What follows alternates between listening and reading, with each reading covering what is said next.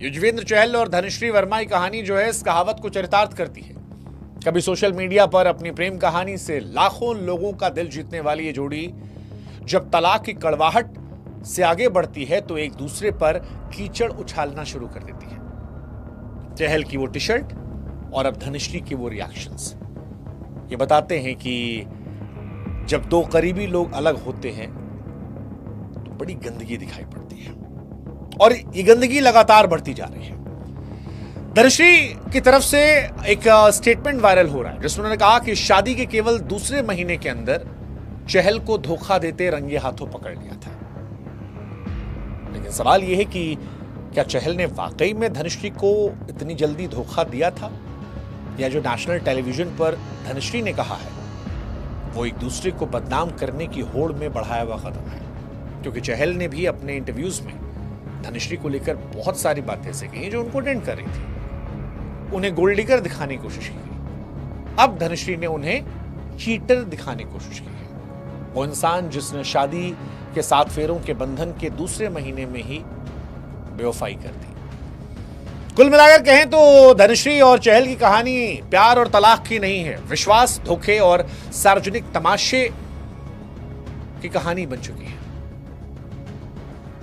धनश्री और चहल कहानी 2020 में कोविड के लॉकडाउन के दौरान शुरू होती है। दुनिया ठहर गई थी। भारतीय क्रिकेट टीम के स्पिनर चहल धनश्री के ऑनलाइन डांस क्लासेस को ज्वाइन करते हैं। धनश्री एक मशहूर कोरियोग्राफर, डांसर, यूट्यूबर, वो चहल को आकर्षित कर जाती है। ऑनलाइन मुलाकातें, जल्द ही गहरी दोस्ती और फिर प्यार में तब्दील हो गई। दोनों की केमिस्ट्री सोशल मीडिया पर छाई। अगस्त 2020 को सगाई की, 22 दिसंबर 2020 को गुरुग्राम में शादी की। तस्वीरें, डांस वीडियोस, एक दूसरे के प्यार भरे कैप्शंस सोशल मीडिया पर वायरल थे।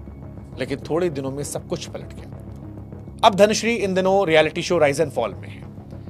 वहीं पर शो के एक सेगमेंट में एक एक्ट्रेस हैं जिन्होंने उनसे सवाल पूछा कि आपको पहली बार कब लगा कि आपका रिश्ता नहीं चल पाएगा। धनश्री ने 1 सेकंड में जवाब दिया, पहले साल। असल में मैंने उसे दूसरे महीने ही पकड़ लिया था। यह बयान किसी बम से कम नहीं था। धनश्री ने साफ साफ चहल पर बेवफाई का आरोप लगाया, धोखा देने का, अपनी पत्नी को चीट करने का। दावा किया कि शादी के सिर्फ 2 महीने के अंदर रंगे हाथों पकड़े गए। फिलहाल ये वीडियो इंटरनेट पर छाया हुआ है। चहल पर बहुत सारे सवाल उठ रहे हैं। इस खुलासे ने कई सवाल खड़े किए। अगर चहल ने वाकई में धोखा दिया था तो धनश्री ने उस वक्त खामोशी क्यों साधी? क्यों उन्होंने रिश्ते को बचाने की कोशिश की? या धनश्री ने देखा कि जब सामने से बदनामी हो रही है तो क्यों ना हम भी ये बातें उगल दें? फिलहाल अब तक चहल की तरफ से कुछ नहीं आया है, लेकिन सवाल ये जरूर है कि क्या चहल ने वाकई में धोखा दिया था, या फिर यह कहानी धनश्री की कहानी है जिसका एक पक्ष आना सामने बाकी है। कई सारे सवाल हैं। चहल और धनश्री का रिश्ता जून 2022 में टूट गया था। सोशल मीडिया पर कुछ पोस्ट डिलीट किए, खबरें आने लगी थीं अलगाव की। दोनों ने बाद में एक तस्वीर शेयर की और बताने की कोशिश की सब ठीक है, लेकिन सब दिखावा था। मार्च 2025 में उनका तलाक हुआ। तलाक के बाद सबसे ज्यादा चर्चा धनश्री के 60 करोड़ रुपए की एलुमनी को लेकर थी। हालांकि धनश्री ने इन अफवाहों को भी इस शो में खारिज किया।